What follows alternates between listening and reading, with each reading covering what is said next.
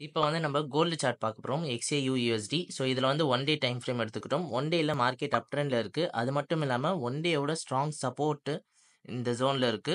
So அதுமாரி 2016ல அப் சைட்ல resistance பார்த்தீங்கன்னா 2046 அந்த ஜோன்ல இருக்கு. இப்போ மார்க்கெட் வந்து 4 ஹவருக்கு நம்ம டைம் ஃப்ரேம் மாத்துறோம். ஸோ இந்த இடத்துல பார்த்தீங்கன்னா நம்மளுக்கு ஒரு நல்ல கன்சாலிடேஷன்ல இருக்கு. அப் சைட்ல நம்ம விக்குக்கு ஏத்த மாரி மாடிஃபிகேஷன் இங்க பண்ணிக்கலாம். ஸோ 2050ல நம்ம மார்க் பண்ணியாச்சு. டவுன் சைட்ல சேம் கரெக்ட்டா இருக்கு 2016ல. ஸோ இப்போதைக்கு மார்க்கெட் பார்த்தீங்கன்னா, நம்மளுக்கு எந்த சைட்ல பிரேக் அவுட் ஆகுதோ அந்த சைட்ல என்ட்ரி எடுப்போம்.